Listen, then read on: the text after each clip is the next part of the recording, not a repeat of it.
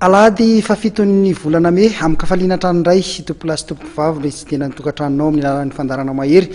amin'izao alina izao ary atolotra antsika ary ny arahaba ary asainam-panazantsika anaraka izany hatramin'ny farany.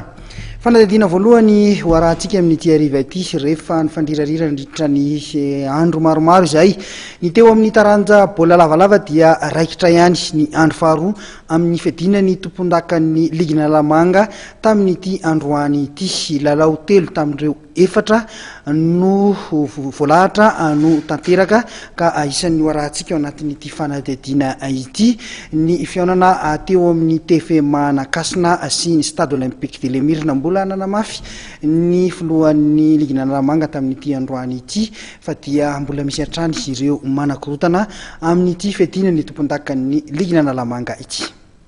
Nateo aza ny sakantsakana maro samihafa dia nandeha ihany ny lalao fiadiana tompondakan'ny Ligue Analamanga izay tafiditra eo amin'ny andro faharoa tamin'ity androany ity tetsy amin'ny kianjan'ny Malakama hoy Andriamatoa Andro Raveljaona filohan'ny Ligue Analamanga.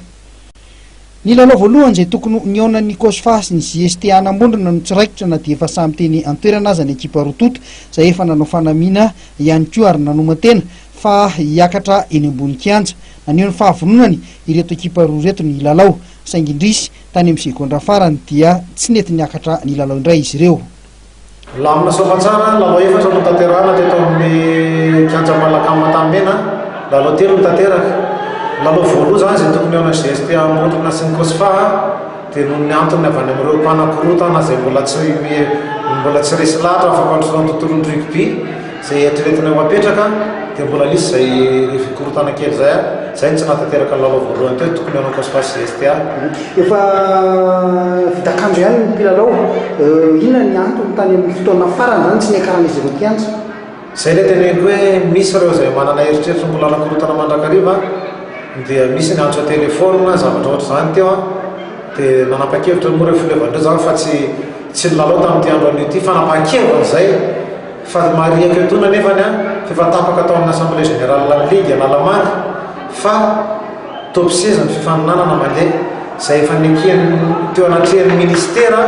sy teo anatrehan'ny solotenan'ny fédération ary efa nahazo validation ara-dalàna tany amin'ny ministera zany zavatra zany misy PV ara-dalàna dia vao marina tao anatin'izany fa zofen'ny Ligue Analamanga mampandeha championnat dia manentana ny olona izay ho tonga sady amin'ny herin'ny androany fa itony lalao tsy hanana fisalasala antsontsika fa ara-dalàna ny lalao izay taria Ligue Analamanga mitony lalao top 16.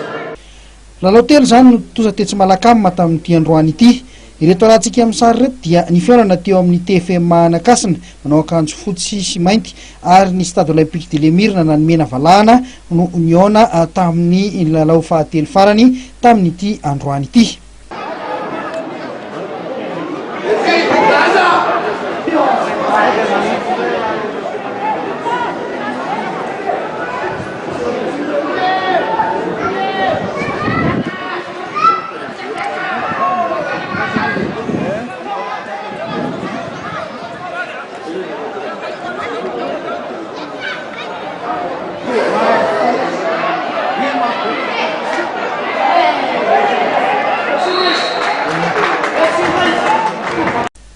Ny voaka-pandresy teto ny TFM Nakasina tamin'ny isa 7:20 no 2:20 nandritra ny 20 minitra ny lalaovana dia niady tanteraka ny lalao. Ny fandantsa tsara ihany koa natao anatevana tany amin'ny 3 quart ny rotota. Hita onana tombo kely teo amin'ny tanjaka ny TFM Nakasina tamin'ity fihaonana ity ka izay nahatafavoaka azy ireo mpandresy tamin'ity andro faharoa ity. Teo amin'ny lalao faharoa kosa dia resin'ny USA nakady fotsy tamin'ny 2:20 noenina ny USA Cup, lalao izay isan'ny nandrasan'ny maro ihany koa ity fihaonana teo amin'ny samy quartier ity izay azo lazaina fa dia niady ihany koa. Ny STM nanosavony tropicale ihany koa dia nandresy mazava ny VTM natsalovana tamin'ny isa 7:70 no 2:20.